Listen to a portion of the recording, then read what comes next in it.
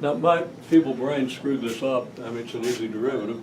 Tried to take the derivative of this, and I got this, which seems right. I looked at it twice, but something's wrong. It's a quotient rule. Derivative of this times this minus this times the derivative of this divided by the square of this, right? And clearly, the derivative of negative x with respect to x is -1. And then there's your denominator, okay? And then it's x times the derivative of your denominator. The derivative of x squared plus y squared plus z squared to the 3/2 with respect to x, chain rule, you're going to get a 2x. So there was a 2x here, right? Then you're going to have 3/2 times the 1/2 power of this, and 3/2 times 2x is 3x, and there's your 1/2 power.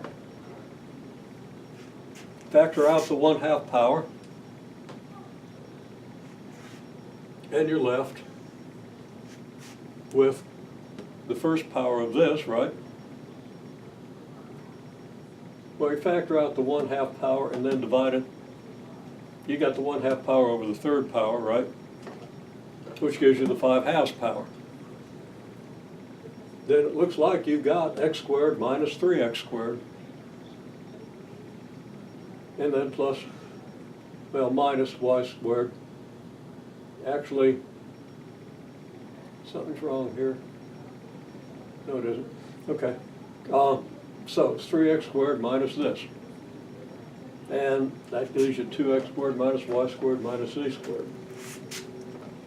That can't be right because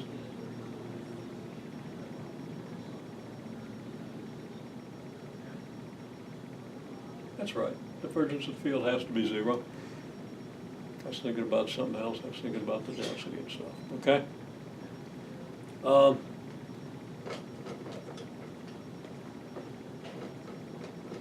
Except the divergence isn't 0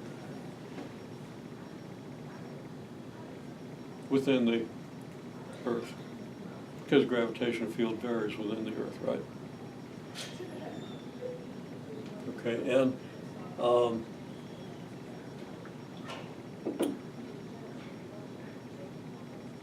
doesn't follow this law because, as I showed in the previous example, the divergence within the Earth. Okay, so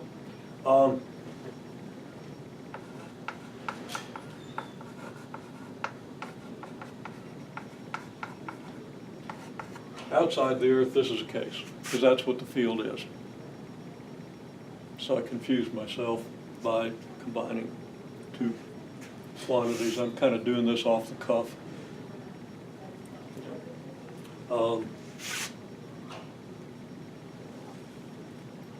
Decided this would be a good example. Okay, and it is. Okay, anyhow, you got the surface of this, S is the surface of the sphere, right?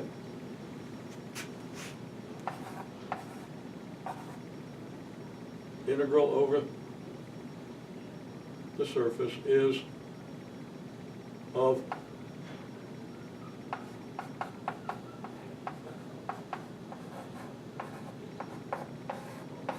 it's a double integral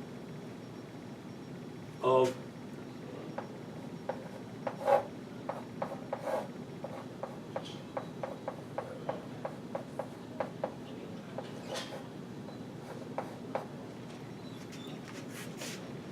this with respect to your area. Okay? Now, you could say that this is like -2 over r, or -2, I hate to use rho because it's a spherical coordinate, and I've already used rho for density. In any case, that's an easy thing to integrate over the surface of a sphere. Okay? You could parameterize it, you could use polar coordinates, you could use spherical coordinates. Okay? Easy integral. And I left off the GM.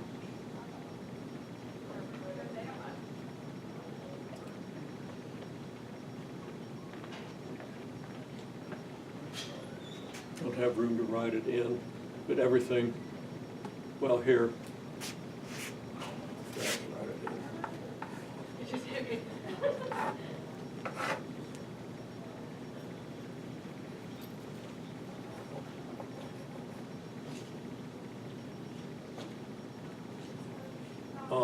your F dot N is this times your big G, big M. And I don't have a good place to write that in.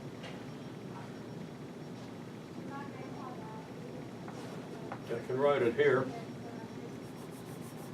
I can shorten this equal sign and slip it in here. Just make this right. So this integral becomes GM times this, right? And it turns out that this integral is 4 pi.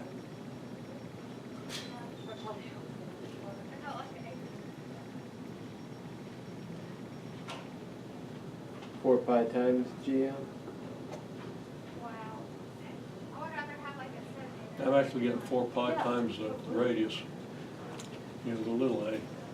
Yeah, because remember the derivative, if x squared y squared z squared is the radius, and this is being looked at as a normal equation, and we And that's because I'm just doing become something. 2 pi over the square root of r, which is the derivative of 2 pi r squared. Okay, anyhow, we're supposed to get 4 pi GM, okay?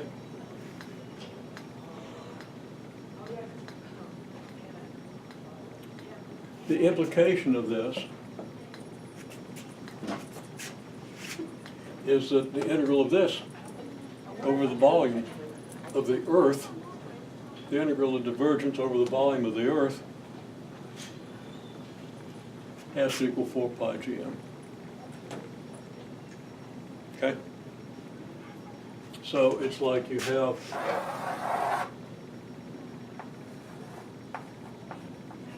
the Earth here, okay?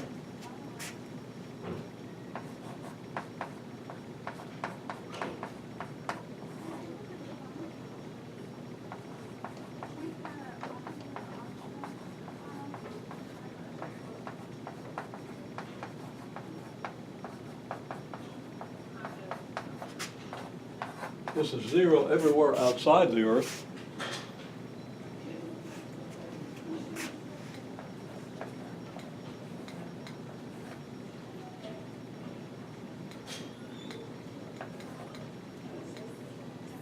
So the integral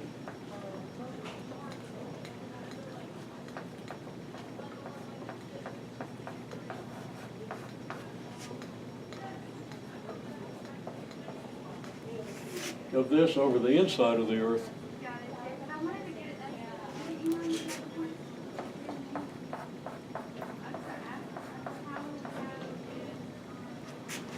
okay, now when I say that, this integral actually should come out negative 4 pi GM. In this, no,